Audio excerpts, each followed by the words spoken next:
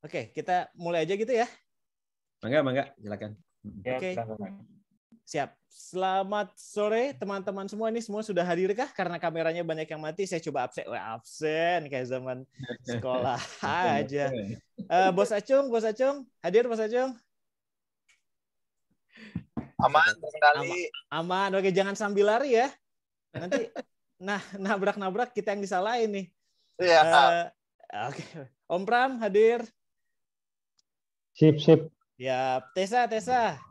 Bro, hadir bro.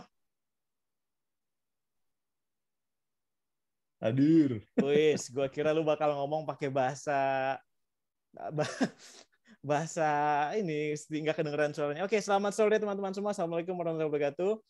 Ketemu lagi dalam acara rutin kita, acara Triven, alumni SMA 3 Bandung mempersembahkan 397 Talk. Gue baca dari itunya aja, biar nggak salah baca. Topik kali ini kita akan ngomongin soal smart parenting bersama Dr.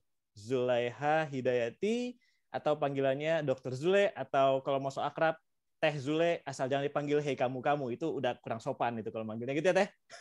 Oke. Kita akan ngobrol santai sore hari ini, jadi kita bajunya juga santai aja. Kalau teman-teman nanti sempat nyalakan kamera boleh, tapi tolong jangan nyalakan kamera buat teman-teman yang masih di toilet, karena kita nggak pengen terlalu banyak informasi di sesi kali ini. Kita akan ngobrolin soal smart parenting. Jadi ini adalah topik yang menarik banget.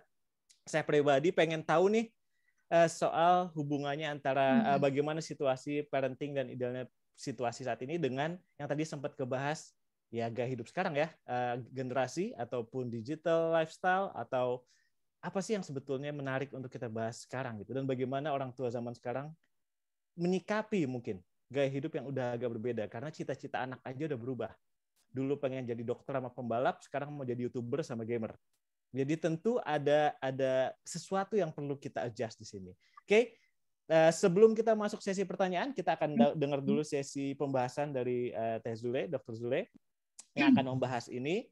Kemudian kita akan masuk ke sesi pertanyaan, dan kita akan diskusi dengan lebih tenang di sesi setelah pembahasan. Oke, saya langsung oper aja mic dan ruang kotaknya. Saya nggak bisa bilang panggung, karena ini bukan panggung, ke Dr. Zule. Mangga, Dr. Zule, silakan. Oke, baik, atur nuhun Kang Dedi. Atur nuhun ini untuk kesempatannya, undangannya untuk bisa berbagi, dan semoga di sini jadi ajang diskusi ya, karena orang-orang hebat nih kayaknya yang bergabung di acara ini. Ya, ikutan acara ini orang-orang hebat semua. Jadi mudah-mudahan ini justru saya jadikan kesempatan untuk teman-teman bisa mengkritisi materi saya ya. Artinya materi yang saya berikan barangkali ada yang bisa diimprove nih buat kedepannya, nanti boleh masukannya. Jadi ini hasil karyanya salah satu dari 397 gitu. Oke, saya izin share screen. Iya. Oke ya.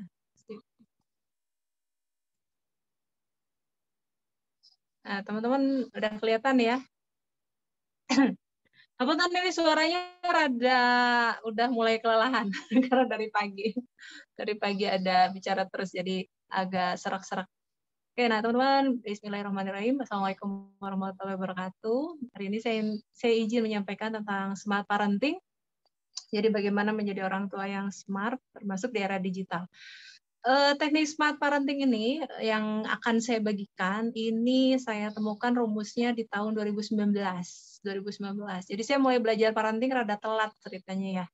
Rada telat gitu. Harusnya sih sebelumnya ya, sebelum punya anak belajar dulu. Ini anaknya ada dulu baru belajar. Jadi ada sempat miss sedikit banyak, ada kesulitan-kesulitan yang dihadapi waktu itu ketika isinya ngebimbing anak-anak, dan kemudian belajar parenting di 2018, anak usia mau 6 tahun, satu lagi 3 tahunan. Baru belajar 2019, ternyata ya semua ada ilmunya ya, Kang Dedi ya. Semua ada ilmunya, semua ada caranya. Jadi yang namanya mengasuh anak juga sama, ada ilmunya, ada caranya. Jadi smart itu apa? Smart itu ya kita perlu tahu caranya seperti apa. Oke, kemudian ya. Nah, ini terkait tadi digital ya. Ya, dan salah satu masalah yang paling banyak diungkapkan saat ini adalah tentang anak dengan digitalnya. Jadi ada banyak adiksi dan kecanduan. untuk area digital. Dan ini menjadi salah satu yang menjadi concern para orang tua saat ini. Dan tetap di rumah parenting sendiri, di lembaga yang saya kelola itu, nah ini tuh tetap kami menggunakan rumus yang sama dari dulu sampai sekarang, tetap rumusnya teknik parenting. Gitu. Nah, jadi untuk cerdas dan kreatif itu untuk bisa menyelesaikan masalah pengasuhan, termasuk tadi ya masalah digital, itu masalah stres pada anak, kemudian masalah-masalah yang lain, tetap salah satu kuncinya adalah kita perlu cerdas. Cerdas itu apa? Cerdas sih cari aja ilmunya apa gitu. Ilmunya seperti apa gitu. Kalau misalnya kita pakai cara yang oke gitu, insya Allah hasilnya juga lebih baik. Nah, satu lagi nih tambahannya adalah di tahun 2020 saya diperkenalkan lagi juga dengan tentang bagaimana pendidikan Islam ya, teman-teman. Jadi pendidikan Islam tuh jadi begini, anak saya mulai tahun 2020 masuk di Kutab Al-Fatih namanya, di Kutab Al-Fatih. Jadi ya memang di situ ada banyak hal yang baru yang saya pelajari. Kemudian di situ membuat kita lebih jelas gitu bahwa tentang pendidikan anak ini sebenarnya kita sudah ada petunjuk ya dulu di Islam itu seperti apa gitu. Dan Masya Allahnya kerennya adalah bahwa tetap petunjuk-petunjuk yang Allah berikan itu adalah acuan. Jadi apa yang saya keluarkan gitu, teori apapun, teknik apapun gitu yang keluar, salah satu cirinya dia bisa diikutin atau tidak adalah sesuai atau tidak dengan petunjuk yang ada gitu di Quran, hadis ataupun contoh yang Rasul berikan. Oke, ini buku yang sempat saya tulis ya, buku ini di Erlangga, Kang Deddy. saya jadi penulisnya Erlangga. Dulu sempat di Bentang, asalnya Mizan ya, Mizan kemudian Bentang. Kemudian pengalamannya karena kurang support promo gitu ya, karena saya kan penulis baru ya, support promo, jadi saya pindah ke Erlangga. Di Erlangga ini mereka lumayan mensupport untuk narsum-narsum untuk ke area SD, TK gitu ya, karena mereka geraknya di institusi pendidikan. Jadi ada saya bareng Erlangga untuk Smart Parenting, sama ada satu buku lagi Time Out. Jadi tak lanjutannya dari Smart Parenting ini ada satu langkah namanya Time Out, itu bukunya terpisah. Jadi semua ada ilmunya termasuk tentang pengasuhan anak. Nah ini rumus yang saya dapetin, Kang Deddy, mangga teman-teman, Kang Rahmat juga, yang lain-lain, boleh bisa dilihat ya, kalau misalnya nanti ada masukan boleh banget nih. Nah rumus ini saya pakai dari sejak saya susun di tahun 2019. Jadi untuk pengasuhan anak yang benar itu ada 8 langkah dasar. Jadi kalau misalnya 8 langkah ini dikerjakan dengan bertahap, jadi tahapannya pas gitu ya, dari P sampai ke NG, juga dikerjakannya harus holistik, artinya nggak bisa dipisah gitu. Kita hanya ngerjain langkah N aja gitu, nggak bisa. Atau misalnya langkahnya yang R aja juga nggak cukup gitu, atau cuman E juga tidak cukup. Tapi harus semua kita pikirkan dalam satu kali kita berhadapan dengan anak kita. P itu apa? P itu teknik pengasuhan anak yang benar. Kalau A itu memahami anak adalah anugerah, R itu redam kemarahan, E itu empati mendengarkan, N itu notifikasi pembicaraan dan tindakan, T itu tanamkan energi positif, I istiqomah, dan NG mengadakan time out. Nah, ini ada 8 langkah. Sampai saat ini saya tetap menggunakan rumus ini sampai sekarang. Oke, kemudian, nah ini teman-teman, di 8 langkah ini ada beberapa grup, langkahnya. Jadi tahapannya juga kita perlu pahaminya tuh dari atas ke bawah, dari yang P sampai ke NG. Jadi kalau misalnya ada orang langsung misalnya konsul gitu ke saya, ini gimana caranya, harus gini sambil marah-marah gitu. Saya nggak bisa langsung ngasih teknik. Kenapa? Karena P-nya belum nih kayaknya orangnya. Kalau P-nya belum, A-nya belum, kita langsung kasih teknik, mereka akan blocking gitu, nggak bisa menjalankan. Jadi harus mulai ditata itu bagaimana orangnya bisa P dulu, A dulu, bisa mengendalikan marah dulu, karena nggak, kalau kita kasih teknik harus sabar, beliau masih ada kendala di redam kemarahan, nggak bisa juga. Jadi ke orang tua itu saya akan coba membimbing mereka tuh mulai dari tahapan P sampai ke NG secara bertahap. Oke, Nah, di 8 langkah tadi dibagi 3 grup. Ada grup pemahaman. Pemahaman itu di P sama A. Pemahaman yang benar. Maaf ini ya. Pemahaman yang benar pada orang tua ataupun guru. Jadi teknik ini bisa untuk di rumah, juga bisa di sekolah. Dan bisa juga sebenarnya teknik parenting ini bisa berlaku untuk sesama orang dewasa ya. Atau suami ke istri juga bisa pakai teknik yang sama. Nah, ini untuk anak. Jadi pemahaman yang benar pada orang tua dan guru. P itu pengasuhan tentang bahwa dia perlu menggunakan teknik yang benar. A itu tentang kondisi anak yang sedang dihadapi itu apa. Gitu. Sehingga nanti pas prosesnya, dikoneksi dan koreksinya, pas koreksinya terutama nanti tepat. Oke, jadi yang pertama itu pemahamannya harus benar dulu, bahwa memang ada yang perlu diperbaiki misalnya. Terus kemudian kita paham bahwa anaknya ini misalnya anaknya sedang gadget ya, misalnya sedang gadget tadi ya, oh ini anak saya kecanduan gadget nih, kita perlu paham bahwa anak ini sedang dalam proses belajar gitu, mengatasi keluhannya, bukan dia nakal gitu, bukan mereka anak yang jahat gitu ya. Oke, kemudian nanti proses koneksi sebelum koreksi, jadi kita harus hati-hati urutannya, koneksi dulu baru koreksi. Kalau misalnya kita belum dekat sama anak, kita agak sulit untuk bisa mengkoreksi mereka. Proses koneksi ada di langkah R, E, dan bahasa cinta. Di N bahasa cinta, kata dan tindakan yang menunjukkan bahasa cinta. Untuk koreksi nanti ada langkah N, T, I, dan NG. Di langkah N-nya pemilihan kata dan tindakan untuk pemberian pemahaman, untuk setting pembelajaran, untuk motivasi, dan bagaimana memberikan apresiasi. T-nya ini untuk predikat positif ya. Untuk menguatkan, I-nya ini pengulangan semua langkah-langkah dari awal sampai akhir, dan khusus NG ini adalah tentang mengadakan time out saat diperlukan. Oke, baik, kita bahas satu-satu ya teman-teman. Oke, nah jadi smart parenting ini terdiri dari 8 langkah. Langkah pertama itu adalah pengasuhan anak yang benar. Artinya kita stop, berhenti mengerjakan teknik pengasuhan yang kita kira-kira benar nggak ya, kayaknya dulu orang tua saya begini ya, saya kerjain ke anak gitu ya. Yang benar seperti apa kita perlu baca. Bacanya dari mana? Bacanya kalau Muslim kita baca dari petunjuk-petunjuk yang ada ya, dari Quran, hadis seperti apa. Kemudian kita boleh pelajari juga dari buku-buku yang lain selama sesuai, oke, kita ikuti. Karena insya Allah yang ketika sesuai dengan apa yang dicontohkan gitu ya, apa yang diberikan petunjuknya di Quran dan hadis, insya Allah benar. Oke, kemudian dengan teknik yang benar, anak akan lebih mudah untuk terarah dan prosesnya juga akan lebih menyenangkan. Oke. Nah, kemudian yang kedua, langkahnya memahami anak adalah anugerah, itu maksudnya adalah memahami proses belajar anak. Mungkin kita saat ini lihat anak nih kecanduan gitu ya. Atau nih anaknya bandel gitu ya. Atau misalnya anak masih kecil suka ribut aja sama adik gitu ya. Atau misalnya ada anak yang suka membangkang gitu. Nah, kalau ada pemahaman seperti itu, berarti kita belum paham bahwa anak itu adalah anugerah yang lahir untuk belajar.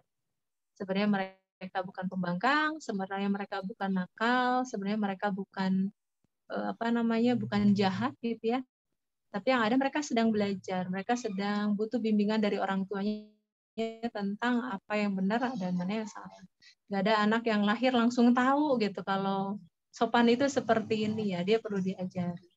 Ada anak yang tahu gitu kalau misalnya mungkin dia anak itu ngira-ngira gitu ya, dia liatin ada orang nih naik kendaraan, dia ngeludah, dia ikutin ngeludah misalnya.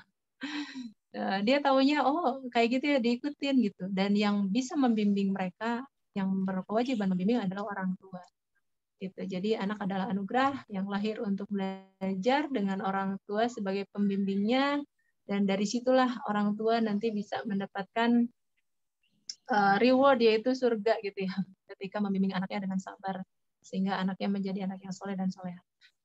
Nah, kemudian ini selanjutnya ini teman-teman saya gambarkan seperti ini ya, kalau misalnya untuk membuat orang-orang tuh paham gitu apa yang dimaksud dengan langkah A.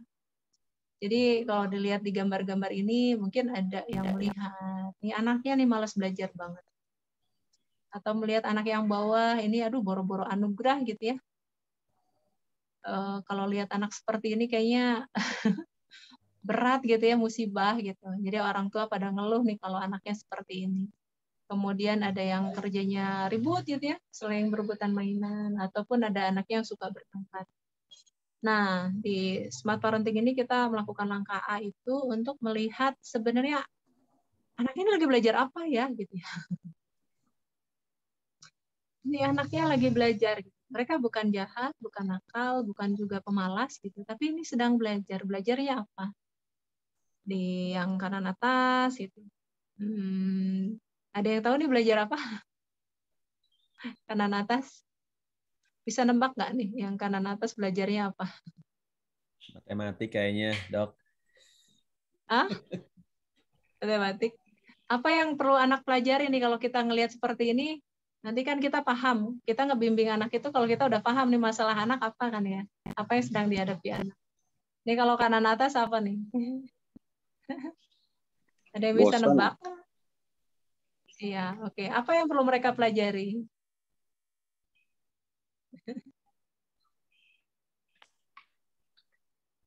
Yang perlu mereka pelajari adalah mengatasi kebosanan, kan mengatasi kejenuhan. Dan siapa yang bertugas ngebimbing?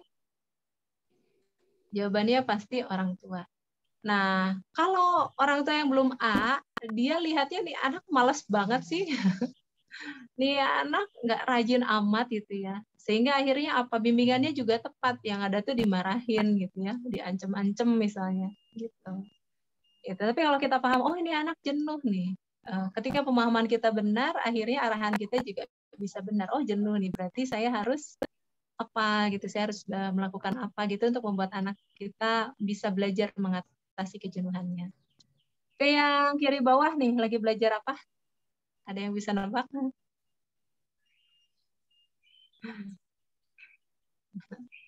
Ini kalau ada suaranya dia teriak nih, aku benci mama, gitu ya.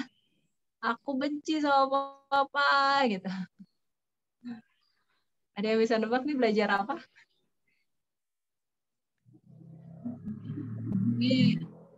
Ini bukan anak yang nggak sopan ya. Nggak boleh kita mencap seorang anak kita, mesti anak kita dengan predikat negatif ya, bukan anak yang jahat, bukan anak yang kasar. Tapi ini adalah anak yang dalam proses pembelajarannya dia belum terampil bagaimana caranya mengungkapkan emosi. Jadi kalau anak seperti ini kita bentak balik, kita marah-marahin, kita salah-salahkan, akhirnya apa yang terjadi? Anaknya belajar untuk sama seperti itu. Jadi anak ini kita pahami dengan proses langkah A yang benar, kita pahami, oh ini anak sedang belajar mengungkapkan emosi. Cuman caranya belum tepat. Siapa yang bertugas membimbing? Orang tua. Jadi dengan pemahaman yang tepat, orang tua tahu proses belajarnya apa dan tahu bagaimana apa yang mesti dicari. Oh, cara membimbing anak belajar mengungkapkan emosi. Yang atas, kiri atas. Ini orang-orang biasanya kalau ditanya ini lagi apa? Oh, ini lagi rebutan. Ini ribut aja, nih rebutan mainan. Oke, kalau rebutan mainan solusinya apa? Ya kasih satu-satu gitu. Misalnya ya. Tapi ternyata ketika kita sudah pelajari dengan lebih detail, ini ternyata mereka sedang belajar perilaku baik berbagi misalnya. Berbagi tapi belum terampil sehingga akhirnya belum tahu nih caranya kalau saya mainannya satu baginya gimana, akhirnya rebutan. Nah, siapa yang bertugas membimbing? Orang tua, karena tahu mereka belajarnya apa, oh sedang belajar berbagi, belum terampil, kita tahu apa yang harus kita kerjakan. Oke, sekarang yang kanan bawah nih. Kanan bawah. Sebagian orang tua lihatnya anaknya nih nakal ya, suka kerjanya berkelahi. Terus kemudian kira-kira bimbingan dari ayah apa? Biasanya apa nih? Aduh kalah nih kamu ya gitu. Sama ayahnya dibimbingnya apa? Ikutan ayahnya. Ayahnya ikutan. Iya. Ada sebagian ketika anaknya nih ribut nih sama anak tetangga, ibu-ibunya datang. Kemudian, kamu tuh anak kamu dasar ya gitu ya. Ngerebut mainan anakku gitu ya. Habis ngerebut malah mukul gitu ya. Terus balik lagi ibunya malah balas ya. Enak aja, kemarin tuh mainan anak-anak saya rusak nih gara-gara anak kamu. Ya. Akhirnya si anak itu belajar apa? Belajar bertengkar. Belajar ribut gitu sama orang-orang tuanya. Belajar tawuran gitu ya misalnya. Dari siapa? Dari orang tuanya. Padahal sebenarnya kedua anak ini sedang belajar apa? Belajar mengatasi konflik tapi belum terampil. Yang satu pegang mainan, Dipinjam sama temennya nggak bilang-bilang, marah kan, pukul aja. Terus kemudian pukulnya nggak kenceng-kenceng amat. Si yang pinjam ngerasa, lo kamu juga kemarin pinjam nggak bilang-bilang kok tiba-tiba saya dipukul. Balas lagi mukul agak kenceng sampai akhirnya saling baku hantam. Sederhana, hanya sekedar mobil mainan gitu. Dan kemudian ketika kita paham bahwa ini sedang mengatasi konflik, sedang belajar mengatasi konflik, dan mereka belum terampil, kita bertugas membimbing mereka untuk bisa mengatasi konflik dengan baik. Caranya bagaimana? Pastinya jangan menunjukkan tadi ya, cara dua ibunya malah jadi ribut, tapi misalnya dengan cara time out dulu, ketika emosi sedang berlebihan, diajari time out. Kemudian habis time out, sudah menenangkan diri, baru diajak mengungkapkan itu, berkomunikasi, menyampaikan masalahnya apa, dan kemudian setelah tersampaikan, nanti bisa mereka mencapaikan bagaimana berdiskusi dan akhirnya mendapat kesepakatan dan saling minta maaf. Nah, itu tugas orang tua untuk membimbing. Gitu. Oke, kemudian, tadi kan pemahamannya udah clear nih bahwa ternyata untuk bisa membimbing anak itu mulai dari pemahaman yang benar dulu supaya mengarahkannya tepat. Kalau salah pemahaman, akhirnya tadi apa? Sebagian orang tua, itu belajar gelut nih, akhirnya bimbingannya apa? Kamu nanti harus saya ajarin nih supaya menang tuh dari anak tetangga, misalnya. Oke, baik, karena kita sudah paham nih, sudah paham langkahnya, kita selanjutnya ke tahapan selanjutnya, itu proses koneksi. Jadi di teknik parenting itu, kita tuh nggak bisa mengkoreksi anak kalau misalnya koneksi kita masih buruk sama anak gitu. Sulit. Kalau dipaksain pun nanti misalnya dengan dimarah-marahin gitu ya, dengan diancam-ancam atau apa, mungkin anak nurut di depan gitu, tapi di belakang kita nggak tahu. Mungkin anak nurut, tapi ke depannya nanti gangguan jiwa gitu ya. Gangguan rasa percaya diri gitu dan sebagainya. Jadi supaya prosesnya lebih nyaman dan sehat untuk jiwa anak, yang perlu kita lakukan adalah proses koneksi sebelum koreksi. Proses koneksi itu apa? Yang pertama adalah redam kemarahan.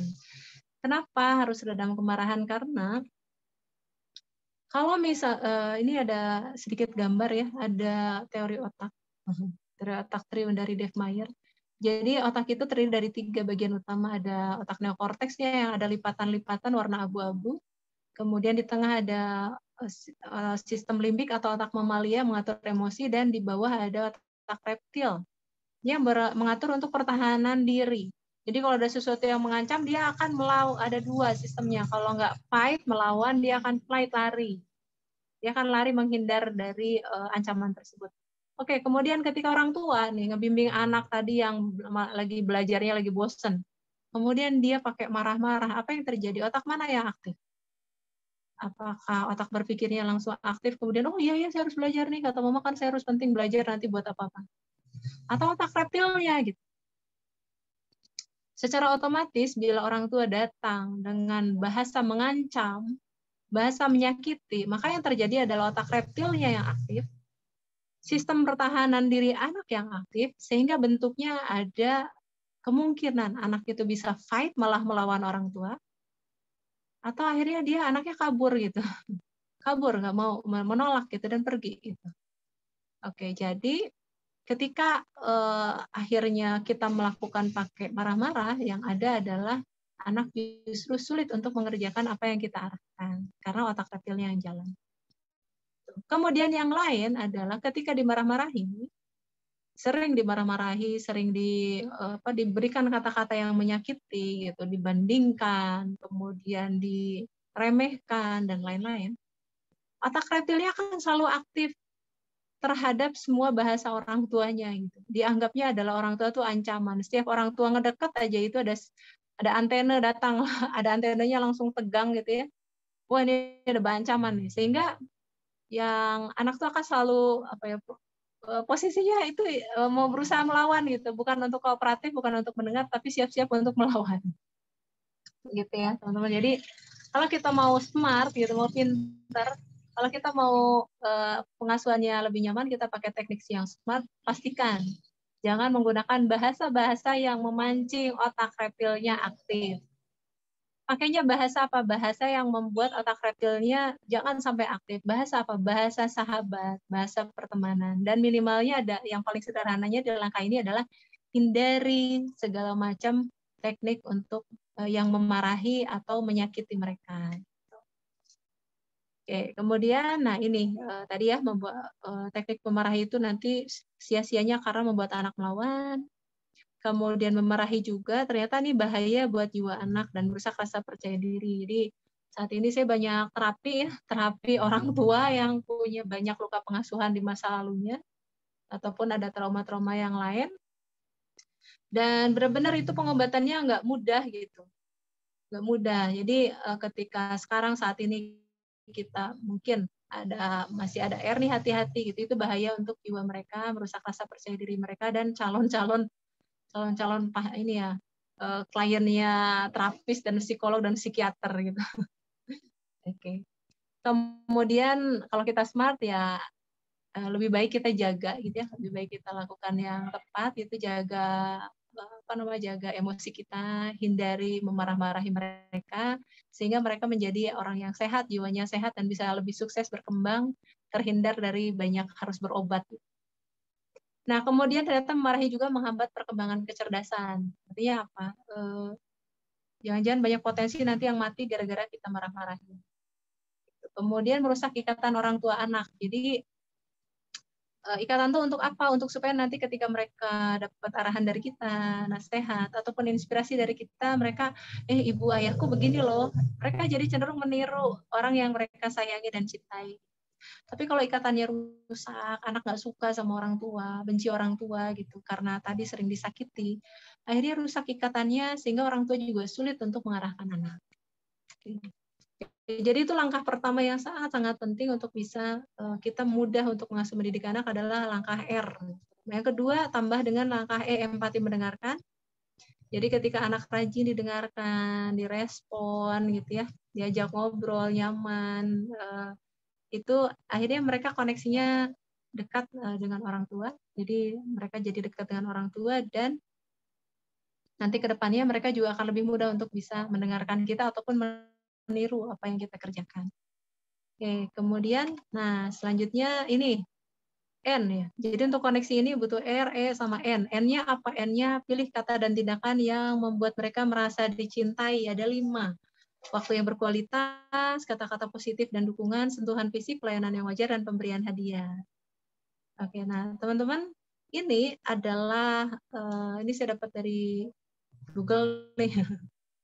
Ternyata saat tangki cinta itu penuh, ya, tangki cinta itu penuh, anak-anak itu akan lebih mudah diarahkan. Mereka lebih kooperatif sama orang tuanya.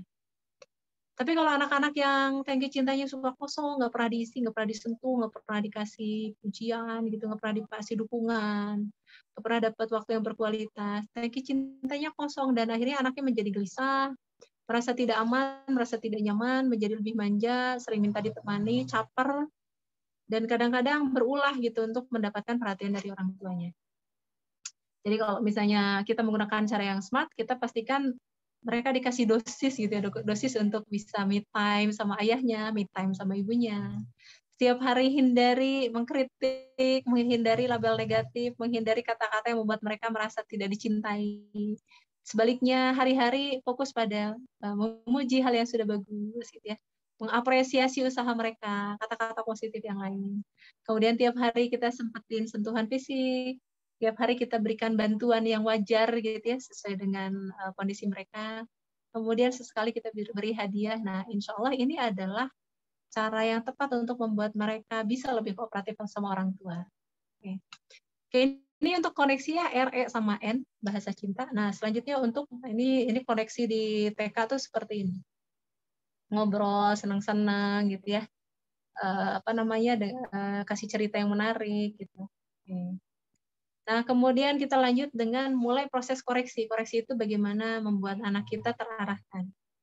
Nah, untuk membuat anak kita terarahkan sampai akhirnya mereka paham dan bisa sendiri, sama seperti perumpamannya seperti mendorong roket dari bumi ke orbitnya. Sebelum nyampe orbit, sebelum nyampe menjadi sebuah karakter yang nempel, kebiasaan yang nempel, itu prosesnya lumayan butuh energi yang besar. Nah, kalau misalnya di tengah-tengah nih roketnya belum nyampe, kemudian udah berhenti nih, udah berhenti, kemana roketnya bakal nyampe nggak ke sana? Nggak ada, yang terjadi adalah balik ke bumi gitu, jatuh lagi. Begitu pula dengan pengasuhan, kita perlu konsisten terus-menerus untuk mendorong roketnya sampai ke orbit, sampai akhirnya anak ini punya kebiasaan. Itu, dan bahkan bisa sampai setelah menikah pun mereka masih tetap butuh untuk kita konsisten untuk mencontohkannya. Oke, nah di pembicaraan dan tindakan untuk membuat mereka tadi nyampe ke orbitnya butuh beberapa energi roket nih. Ada roket pemahaman, kemudian roket setting, kemudian roketnya motivasi, roket rewardnya, dan roketnya dan butuh keistiqomahan terus menerus gitu. Jadi ini semua kita butuhkan berulang-ulang. Pemahamannya berulang-ulang, nanti settingnya berulang-ulang, motivasinya berulang-ulang, rewardnya juga berulang-ulang. Nah, untuk pemahaman kita bisa berikan, kalau di buku saya dulu awalnya sebelum saya ini ya anak saya masuk di Kutab Al-Fatih, polanya itu adalah pemahaman tentang kalau kita berbuat A, nanti efeknya seperti apa, orang lain bisa senang gitu ya. Kemudian kalau kita melakukan hal yang buruk, nanti kita juga kalau digitukan sakit, orang lain juga kalau digitukan sakit misalnya. Kemudian pemahaman, ada cerita, ini sayur ini bagus loh, ini nih lihat di gambarnya, ini manfaatnya untuk ini, dan ini. Ya. Terus bahayanya apa sih kalau kita kurang sayur, diceritain gitu ya, liatin gambarnya orang-orang yang kena. Oke. Nah, itu pemahaman. Dan ternyata ada salah satu tambahan lagi ya, teman-teman, yang saya dapat dari sekolahnya anak saya, bahwa kenapa dulu itu zaman dahulu kala gitu, kalau ketika misalnya dapat ayat apa turun gitu, misalnya ayat berhenti minum khamar gitu, berhenti minum minuman keras gitu, langsung berhenti, sehingga akhirnya anak-anak itu patuh gitu ya. Kemudian kenapa anak-anak zaman dulu juga secara secara adabnya itu bagus gitu ya, maksudnya adabnya itu bagus gitu, ke guru, ke orang tua itu bagus. Karena salah satu yang dilakukan di masa zaman dulu itu yang dikuatkan adalah keimanan dulu. Mereka diajarkan untuk mengenal Tuhannya, mereka diajarkan adab terhadap Tuhannya, kemudian adab terhadap alam, adab terhadap diri sendiri, dan adab terhadap lingkungannya. Bahkan pembelajaran adab itu lebih lama daripada ilmu yang selanjutnya. Jadi ulama-ulama zaman dulu itu mereka lebih lama belajar adab sebelum ilmu. Jadi adab sebelum ilmu, dan kemudian iman dulu. Iman dulu sebelum Quran. Jadi ketika baca Quran dapat perintah apa? Karena imannya kuat, karena benar-benar pemahaman tentang pengenalan tentang Allahnya kuat, mereka ketika dapat ayat apa turut gitu. Nah, jadi yang saat ini saya tambahkan di materi saya gitu, salah satunya adalah bagaimana anak-anak dari sejak dini dikenalkan kepada Tuhannya, dikenalkan dengan adab dan etika, sebelum nanti dapat ilmu-ilmu yang lain.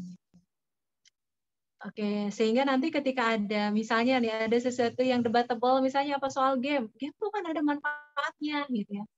Terus ini tuh kan ini segala macam tuh ada gitu. Tapi tetap ketika kita bahasnya pedoman yang utama yang benar-benar tidak bisa didebat, kita tidak akan repot debat.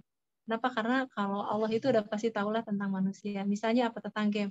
Oke, ketentuan game apa? Ketentuan game ya waktu gitu misalnya. Udah jadi sesuai dengan waktunya. Kecuali gamers mungkin ya, saya nggak tahu kalau ada yang memilih pekerjaan gamers. Tapi kalau saya termasuk mungkin tidak menyarankan anak saya ngambil gamers ya. Begitu. Oke, baik. Untuk setting ini adalah bagaimana kita mengatur anak untuk berlatih dengan secara bertahap. Misalnya apa, kalau dulu anak saya belajar makan brokoli, saya ingat banget. Jadi anak saya itu kalau dengar kata brokoli, dilihatin brokoli, pokoknya gayanya udah muntah-muntah aja. Benar-benar sangat benci tuh brokoli. Sampai akhirnya pemahamannya saya berikan dulu beberapa kali, cerita-cerita tentang brokoli, cerita manfaatnya, beberapa cerita tentang kondisi anak-anak yang kurang makan sayur, itu saya cerita dulu beberapa kali. Sampai akhirnya ada settingnya waktu itu saya mau mau ke tempat PlayStation gitu. Jadi ada jatah main PlayStation tuh kalau akhir minggu. Nah, dan sebelum ke sana acaranya adalah makan malam dulu, sholat dulu, makan malam baru kita berangkat. Saya sediakan hanya 3 potong brokoli untuk anaknya, terus kemudian silahkan makan dulu baru kita berangkat. Dan akhirnya anaknya makan. Dan karena sudah ada beberapa kali pemahaman, walaupun wajahnya masih kerung-kerung gitu, tapi dia bisa makan dan alhamdulillah tidak muntah. Ya. Kemudian kita berangkat, rewardnya adalah sama-sama bisa berangkat dengan orang tuanya. Kemudian tadi motivasinya ada, yuk makan gitu. Itu motivasinya. Dan itu dilakukan beberapa kali sampai akhirnya anak saya alhamdulillah sampai sekarang bisa makan brokoli. Nah, ini berlaku untuk berlaku untuk segala macam perilaku ya, bisa kita tanamkan dengan pola tadi. Pemahaman, setting, kemudian di setting acara latihannya, kemudian di situ ada motivasinya, ada rewardnya, dan dilakukan berulang-ulang terus sampai akhirnya nanti nyampe ke orbitnya dan akhirnya menjadi satu kebiasaan pada anak-anak kita. Nah, kemudian ini teknik kreatif juga, salah satu yang diperlukan anak-anak kita adalah punya rutinitas, jadi jadwal yang rutin supaya mereka tuh nggak bingung gitu, saya hari ini jadwalnya ngapain ya? Gitu. Kemudian carikan teman yang baik. Kenapa? Ada banyak kejadian. Ini saya juga kejadian juga sempat gitu ya. Ketika temennya nggak bagus, penanaman yang kita berikan itu hilang sama teman gitu. Karena pengaruh teman tuh kuat banget. Jadi benar-benar bahkan disarankan gitu. Saya belajarnya di sekolah anak juga. Kalau kita mau cari rumah itu bukan soal harganya, ruangannya, apanya, bukan. Tapi cari lingkungan yang baik. Kenapa? Karena anak-anak kita kan di situ dia butuh lingkungan yang baik. Jadi memilih rumah itu adalah carikan lingkungan yang baik. Termasuk nyari istri ya, nyari istri itu cari yang jadi ibu untuk anak-anak kita gitu. Itu konsep seorang orang tua. Ini udah menikah semua ya, udah tinggal di mana.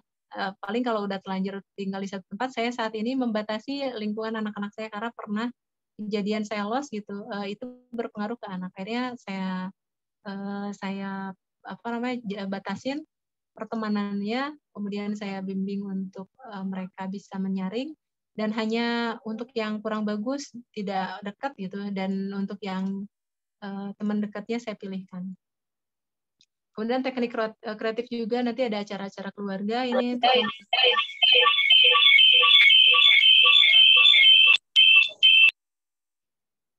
Kemudian teknik when and then. Jadi teknik when and then ini tadi yang saya contohkan waktu makan brokoli ya. Jadi setelah kita makan, then kita berangkat ke tempat PlayStation-nya.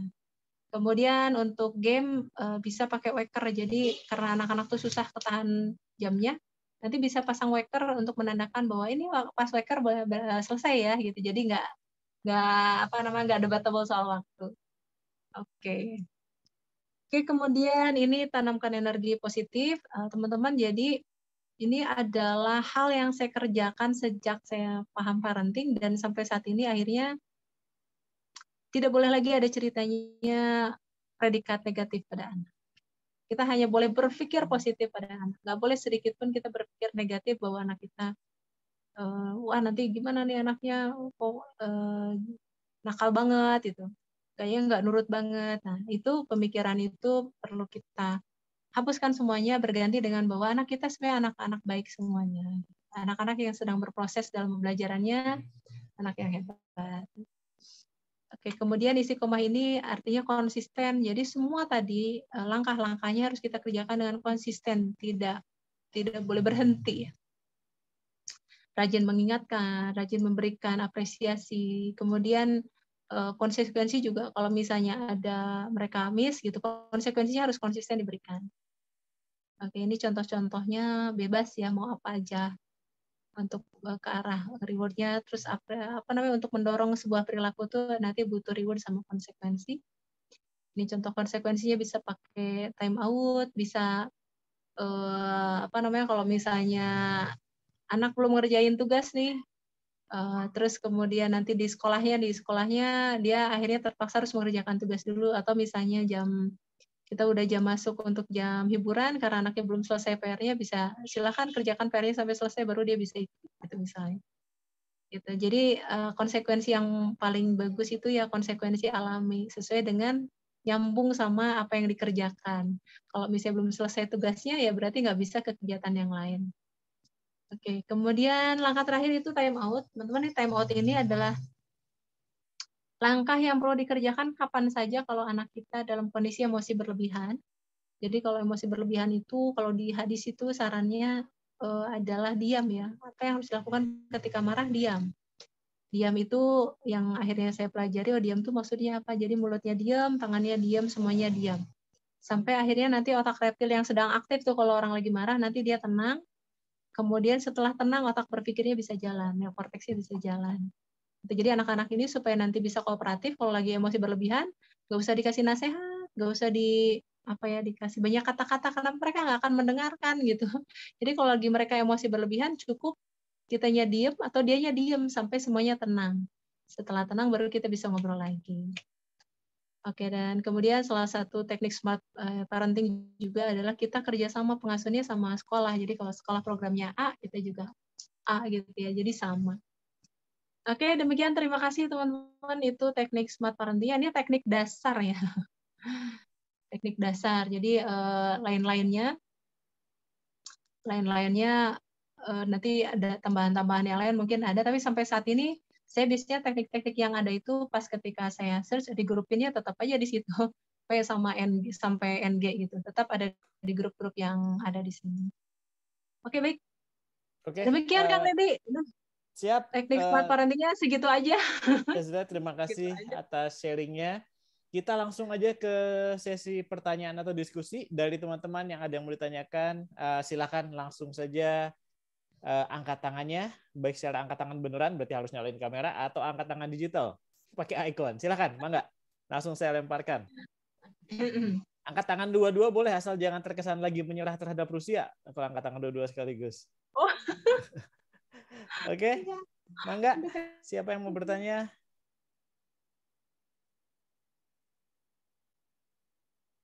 Iya.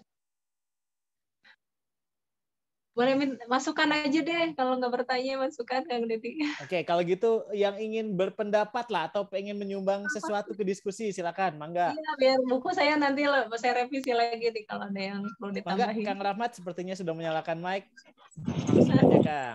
Woi, pantas tadi ada feedback loop ganti gadget dia keluar. Iya, ini kebetulan udah ada jadwal, jadi ini sambil jalan aja ya, punten nih, Dokter Zule. Jadi gini, yang sangat menarik nih materinya ya, dan kebetulan memang apa ya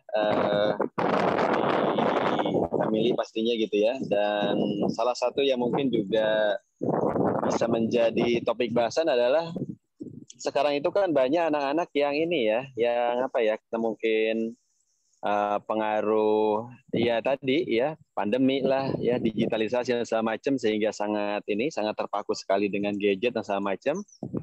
Ada juga faktor yang lain bisa jadi, misalnya individual different need itu ya apa istilahnya child special need gitu ya, yang memang dia punya background tertentu secara medis sehingga harus ada perlakuan khusus gitu dalam mengelola ini ya, mengelola proses parentingnya. Nah, mungkin ada tips-tips trik juga nih dari Dr. Zule nih kaitannya dengan pengasuhan anak yang memang ini ya punya background spesifik gitu ya, punya kebutuhan khusus dan semacamnya seperti itu gitu. Itu dulu mungkin. Siap, Tur nuhun. Nuhun Kang Rahmat. Gimana terhadap anak-anak yang ada kebutuhan khusus? Oke.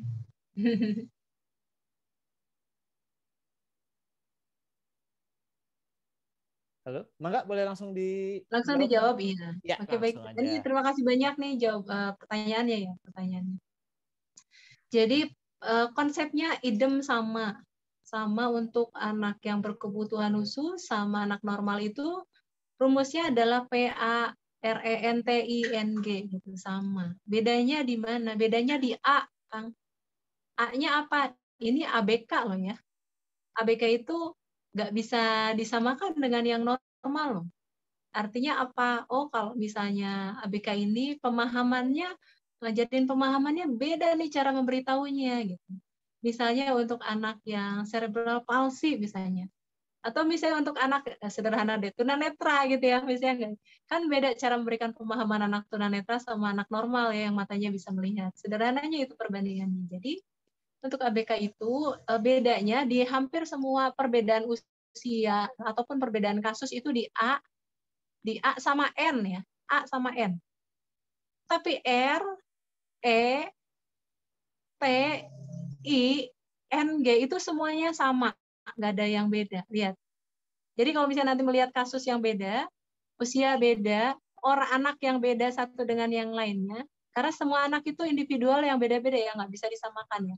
Walaupun kakak adik, walaupun kembar itu kan beda ya, tetap kita pahami anak secara individual, pemahamannya bisa beda-beda.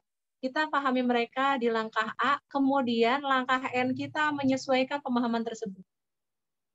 Anak ABK kita pahami, oh nih anak ABK ini ada memberikan pemahaman, kita perlu belajar ya. Oh ini ABK, kalau ABK berarti ilmunya tambah, kita cari nih ilmunya tentang ABK itu gimana, teknik komunikasinya gimana, pantangannya apa, yang nggak boleh apa, yang perlu dilaksanakan apa. Gitu. Jadi kita pahami, kemudian kita lakukan langkah bedanya lagi di N ya, gitu. Untuk langkah R, EN, koneksi tetap sama semuanya. Kemudian langkah T, I, N, G juga sama semuanya. Ya, bedanya di A sama N. Nah, terus catatan lagi untuk ABK, waktunya jangan kaget lebih. Semuanya kira-kira insya Allah paham ya mengapa mereka butuh proses yang lebih lama dibanding anak normal. Kenapa? Karena yang memang gangguannya di pemikiran tentu pemahamannya terbatas. Yang bantuannya di tangan, misalnya dia belajar, misalnya dia nggak punya tangan gitu ya, nggak punya tangan, dia belajar makan beda sama orang normal, begitu. Jadi pasti butuh waktu yang lebih lama. Itu Kang Rahmat, mudah-mudahan bisa cukup jelas ya kalau pakai rumus parenting, maka bedanya di langkah A sama di langkah N. Oke, bedanya di A sama N, pemahamannya tadi khusus ABK, N-nya beda, kemudian waktunya butuh lebih lama, sehingga kita butuh pengolahan kesabaran yang lebih tinggi. Nah, untuk pengolahan kesabaran yang lebih tinggi, kalau ada stres atau apa, pakai teknik SAFE itu ya, yang saya, sekarang saya jadi terapis emotional healing ya, emotional healing. Jadi bagaimana orang tua punya emosi yang stabil dengan emotional healing, dan kemudian bagaimana setelah emotional healing itu, orang tua bisa accept, kemudian bisa rajin untuk mengafirmasi diri itu dengan hal-hal tersebut. Itu barangkali Kang Dedi, mudah-mudahan kira-kira kebayang. Kalau ada masukan boleh. Ada masukan boleh.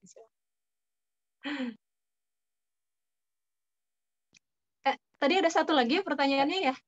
Atau dari Kang Rahmat sudah cukup Bang? Atau masih ada yang bertanyakan? Siap, nuhun Kang Dedi. Atas jelasnya. Saya akan baca Japri. gitu. Siap, nuhun Kang. Hati-hati jangan nabrak. Siap. Lanjut baca kalau gitu dari Teddy. Kang Teddy nanya nih di chat, Dr. Zule.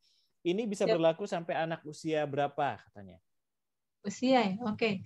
Teman-teman, teknik ini kita efektifnya di 2 sampai 12 nih. 2 sampai 12. Jadi di 2 sampai 12 ini teknik ini anak tuh mudah sekali untuk dibentuk sama kita, diberikan pemahaman, di setting itu mudah. Oke. Kemudian kalau anak di bawah itu bagaimana? Anak di bawah itu bagaimana? Kalau anak di bawah 2 tahun, apakah dia P sama, A sama, R juga sama ya? Jadi semuanya sama tapi fokus pada usia di bawah 2 tahun itu baru ke arah kita memberikan kenyamanan dan kasih sayang. Gitu. Karena anak itu 0 sampai 18 bulan itu kebutuhannya A-nya ya, langkah A-nya memahami anak adalah anugerah. Anak usia 0 sampai 18 bulan itu mereka butuh merasa aman dan nyaman. Jadi kalau di fase Erikson itu trust and mistrust itu 0 sampai 18 dengan apa? Dengan respon cepat. Kita perlu paham, jadi langkah A-nya kita paham bahwa mereka perlu respon cepat, maka langkah N-nya adalah ketika nangis segera datang. Ketika nangis segera datang, minimal suaranya muncul dan segera datang atau dibantu sama yang lain datang. Itu untuk membuat mereka menjadi pribadi yang aman, nyaman sehingga percaya diri. Oke, kemudian nanti di usia di bawah 2 tahun nanti mulai juga tahapan selanjutnya nanti ada tahapan untuk mengatasi rasa ragu ya. Jadi gimana caranya mereka berani gitu. Itu nanti boleh kita baca lagi nih usia fase Erikson kita sama-sama baca, kemudian kita dukung anak sesuai dengan kebutuhannya. Jadi A-nya itu, N-nya tadi apa saja sih yang diperlukan anak untuk kebutuhannya.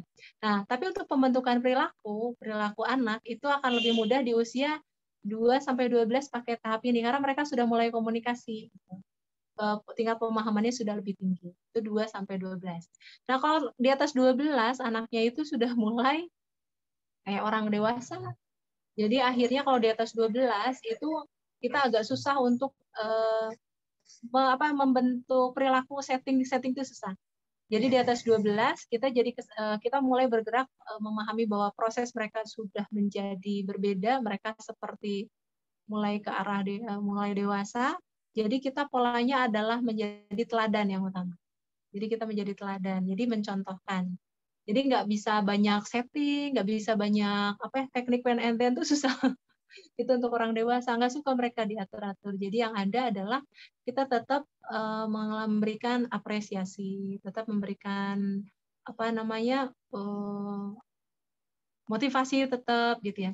Yang mereka nggak suka itu terlalu banyak nasihat. Kalau untuk orang remaja, bilangnya kita remaja ya, tapi kalau di Islam tuh balik ke atas tuh, mereka lebih senang nggak banyak nasihat gitu.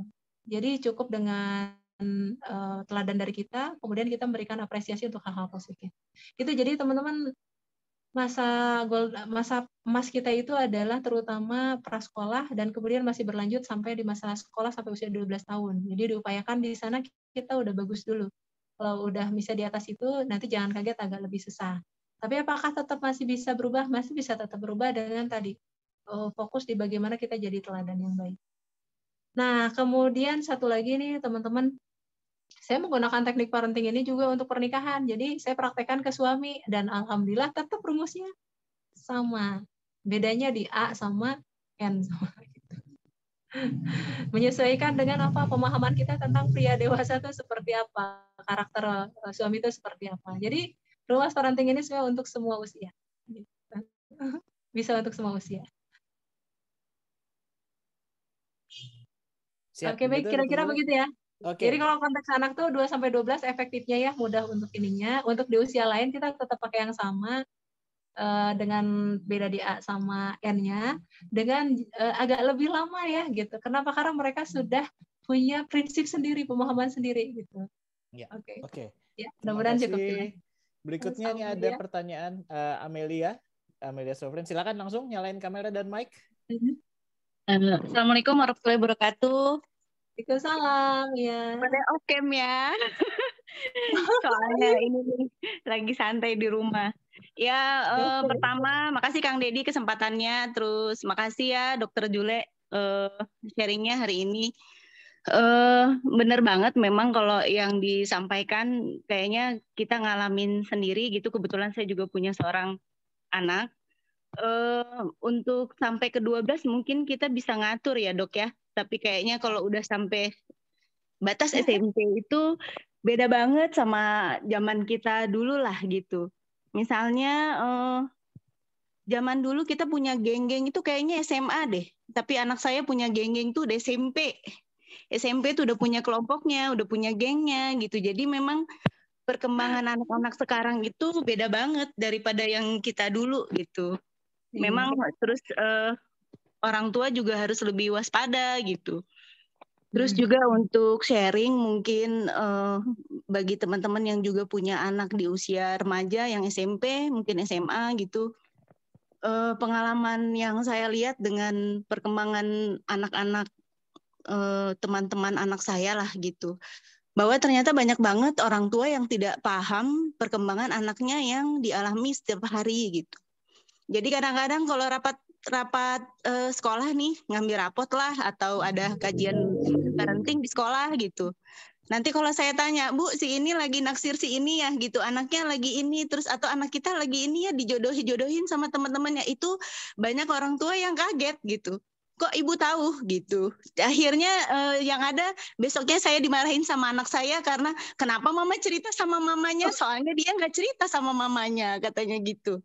Jadi memang banyak yang perlu kita waspadai terhadap anak-anak kita sekarang gitu. Jadi memang upaya kita untuk mendekatkan diri dengan anak itu perlu dilakukan terus setiap hari, komunikasi setiap hari, karena memang kita nggak tahu yang mereka alami setiap hari di sekolah, kalau mungkin online maupun apa yang dia lihat di gadgetnya setiap hari. Apalagi kalau sekarang sekolahnya online, kita nggak tahu apa yang dibuka di handphonenya gitu setiap hari. Karena kayaknya tidak memungkinkan kita selalu berada di sisinya untuk pada saat dia buka handphone gitu. Mungkin itu Kang Dedi sharingnya, Dokter Jule punten ini untuk nambahin karena anak saya udah melewati 12 nih. Jadi memang masuk ke SMA yang memang saya rasakan betul tantangan dalam mendidik anak di usia yang belasan ini yang berbeda sekali dengan di bawah SD, di bawah 12 tahun itu kita masih bisa by the book gitu. Tapi kalau sekarang faktor X, faktor Y-nya banyak sekali yang harus kita hadapi, tantangannya besar sekali gitu. Makasih atas kesempatannya. Assalamualaikum. Sama-sama. Terima kasih atas sharingnya juga. Oke, berikutnya. Oh, dari Fani ada nih pertanyaan. Apakah berarti suami juga dikategorikan anak kali ya, Dok? Perlu parenting juga gitu. Oh gitu. Bukannya memang anak paling gede itu suami? Saya rasa memang begitu kan. Kita semua bukannya kita semua bocah tua nakal ya sebetulnya ya. Nah, benar. Semua kan kita kan. Cupekong semua kita nih. Wah, mangga ada komen Dokter Sule? Iya, teman-teman gini ya. Jadi saya tuh dapet rumah ya. Aduh ini bapak-bapak banyaknya ya. Jadi begini. Nggak ada Dokter Sule bapak-bapak, di sini adanya semua anak-anak boys will be boys kita mah. Ya, jadi begini. Ada lumayan banyak hal gitu yang mungkin kami sudah tahu gitu ya. Maksudnya saya paham, kemudian waktu itu suami saya belum paham gitu. Jadi sebaliknya juga sama, saya juga ada yang belum paham, terus suami saya udah paham duluan. Tapi di sini tuh ada banyak poin-poin di mana saya tuh lumayan banyak paham dulu sebelum suami saya paham. Kemudian saya dapat rezeki juga, suami saya kan punya skizo ya, punya gangguan jiwa berat, jadi punya skizoafektif, jadi skizofrenia tapi tipenya skizoafektif. Sehingga beliau itu punya ada beberapa hal yang agak sulit gitu untuk dikerjakan ataupun dipahami, termasuk dari efek masa lalunya nih. Gitu. Dan saya dapetin kasus banyak sekali di teman-teman yang konsul gitu di komunitas. Saya sekarang peserta program 1 tahun menuju pernikahan bahagia yang di saya bikin grup kan dari penyimak materi channel YouTube saya tuh. Ya mereka ngeluhinnya juga, oh suami saya kok begini, gini gitu. Jadi ada banyak hal yang mereka tuh ternyata belum terbiasa gitu ya. Ini karena saya ibu-ibu, jadi saya ngebantu suami ya, jadi saya ceritanya versi saya gitu. Dan nanti bisa diperlakukan yang sama, jadi kalau misalnya suami ke istrinya juga sebenarnya bisa sama. Jadi akhirnya saya berusaha mengubah suami saya gitu. Saya bikin materi itu kan teknik mengubah suami menjadi lebih baik. Dan ternyata yang dilakukan adalah sama, mirip dengan teknik parenting, yaitu apa? Cari teknik yang benar gitu. Karena dulu awalnya saya menggunakan cara yang tidak tepat gitu. Sorry ya, marah-marahin gitu ya, disalah-salahin gitu ya. Terus habis itu ketika ada kendala di ekonomi, saya yang yang ngambil coba membantu gitu, ceritanya membantu. Dan akhirnya ada banyak hal di situ yang kurang tepat gitu. Dan itu banyak terjadi, nggak cuma saya. Ke sini-sini pas sudah jadi jadi konsultan pernikahan nih. Ya kasusnya sama gitu ya, mirip-mirip begitu. Akhirnya satu yang perlu kita lakukan adalah kita pahami teknik bagaimana, kalau ini bukan pengasuhan ya, pendampingan yang benar namanya. Teknik mendukung yang benar gitu. Teknik pendampingan yang benar untuk suami kita. Kemudian memahami ayang tuh suami ya. Adalah anugerah dari Allah yang lahir untuk belajar seumur hidup gitu. Bahwa mereka pasangan kita itu memiliki pemahaman yang berbeda sama kita. Kemudian punya gender yang beda sama saya gitu. Jadi akhirnya saya baca buku gitu ya tentang Man from Mars and Woman from Venus. Ternyata beda gitu. Banyak sekali perempuan itu yang berharap bentuk perhatian sesuai dengan versi perempuan gitu, ataupun pria yang sama. Jadi akhirnya dengan kita memahami perbedaan pria wanita, memahami kebutuhan dasarnya mereka apa gitu ya, kemudian memahami teknik komunikasinya gitu ya, memahami tentang tentang pria gitu. Nah kemudian kita nanti di langkah N-nya nanti kita menyesuaikan. Kemudian itu P sama A ya. R-nya koneksi. Ini koneksi sama suami pakai R. Jadi pakai R ya. Jadi saya mulai jadi ceritanya dulu salah satu inner child saya tuh jadi bentuknya adalah emosional gitu. Saya dengan adanya suami saya belajar pengendalian emosi yang benar-benar wajib gitu. kemudian rajin dengerin, itu belajar ngedengerin dengan catatan saya tuh orangnya tipenya dominan gitu. Jadi Masya Allah. Kemudian bahasa cinta. Ini belajar bahasa cinta untuk suami gitu. Bahasa cintanya apa gitu itu saya pelajari. Bagaimana memenuhi kebutuhan cintanya pasangan.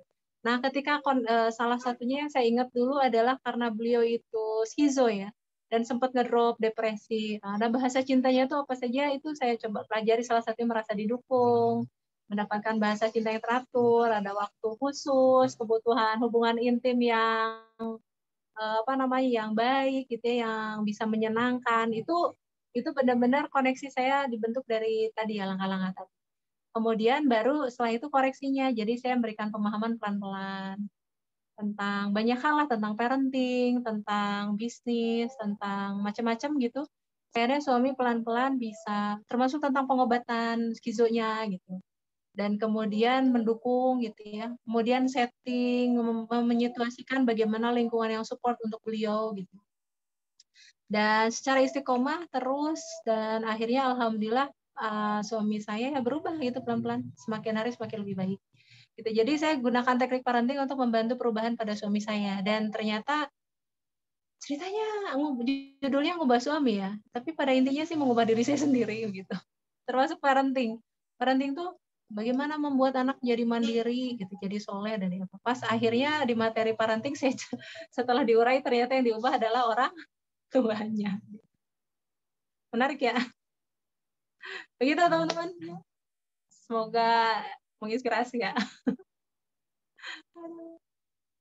Gitu Kang Der, mangga. Siap. Selanjutnya, barangkali ada pertanyaan lagi. Berikutnya ada lagi nggak ya? Belum ada, silakan kalau ada yang mau bertanya. Tadi ada yang angkat tangan mungkin? Dari chat belum ada lagi. Silahkan. Belum ada. Atau ada yang mau menambahkan, silakan. Okay. Atau mau apa? Ada yang mau nambahin boleh. Kalau enggak, mungkin kita sebentar lagi udah mau maghrib juga. Tapi silakan kasih kesempatan lagi mungkin ya Dr. Zule ya, kalau masih ada mau ngobrol ya. Kang Fani, silakan Kang Fani. Oh itu, Saldi, silakan Saldi. Kamera on dong, gue nggak ngeliat muka lu dari tahun lalu. Oke, siap-siap, Den. Cuma lihat di WhatsApp doang. Apa kabar, bro? Silakan. Alhamdulillah. Assalamualaikum warahmatullahi wabarakatuh. Waalaikumsalam. Ini kan tadi tertarik juga yang untuk usia di atas 12 nih. Di mana mungkin ya beberapa teman-teman mungkin sedang mengalaminya di situ ya. Anak-anak udah SMP dan SMA gitu ya. Nah, untuk beberapa dari kita ini mengirimkan anaknya ke pondok pesantren, di mana jauh kan gitu ya. Nah, bagaimana kita tetap bisa meng-shaping anak kita padahal dia ada di sana gitu? Apa ya? Mungkin ada tipsnya gitu. Gitu aja dulu deh. Siap. Assalamualaikum. Oke, iya. Assalamualaikum warahmatullahi wabarakatuh. Boleh langsung? Iya. Silakan. Iya, oke, terima kasih. Oke, untuk tadi ya, untuk pertanyaan tadi, gimana kita caranya shaping, memang akhirnya disarankan itu sebelum dilepas gitu ke pesantren, saat itulah kita shaping anak kita dengan apa, dengan tadi bagaimana kita memberikan pemahaman-pemahaman gitu ya, terus kemudian memberikan kebiasaan-kebiasaan yang baik gitu ya. Dan di situ saya sedikit dapat penekanan kuat gitu di materi-materi orang tua yang saya dapatkan lagi ya. Dan ini juga termasuk saya sampaikan juga sebelumnya, dan bahwa ternyata yang penting itu adalah bagaimana anak itu melihat, kalau anak pria, bagaimana seorang profil ayah itu menjadi ayah. Bagaimana ayah itu menjadi seorang yang tegas gitu di setiap di setiap interaksinya. Kemudian bagaimana ia menjadi pemimpin gitu untuk keluarganya, itu perlu dilihat setiap mereka berinteraksi sama kita. Kemudian yang lain, bagaimana di situ ada seorang ibu yang terlihat bekerja sama dengan baik menjadi seorang yang taat kepada pimpinannya. Bayang nggak? gitu. Itu harus perlu terlihat selalu gitu. Jadi bagaimana ayah itu tegas, kemudian komitmen dengan kata-kata gitu. Ini anaknya laki-laki perempuan, Kang? Dua-duanya, yang besar perempuan, yang kedua laki-laki. Iya, oke. Nah, jadi untuk saat ini sudah di sana ya. Nah, hal yang perlu dikerjakan adalah saat ini benar-benar diperlihatkan bagaimana interaksi nanti yang ada menunjukkan kepemimpinan ayah, ketegasan ayah, komitmen ayah. Kemudian kalau untuk laki-laki bagaimana bertanggung jawab dan bagaimana mereka dipercaya. Jadi misalnya gini, bahasanya gini deh kalau untuk anak. Kamu hati-hati ya, jangan nakal di sana ya. Kamu dulu gini loh. Pokoknya ayah kalau sampai kamu begini, nanti kamu begini.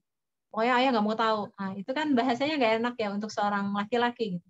Tidak membuat dia bisa berkembang, bisa menjadi seorang laki-laki yang baik.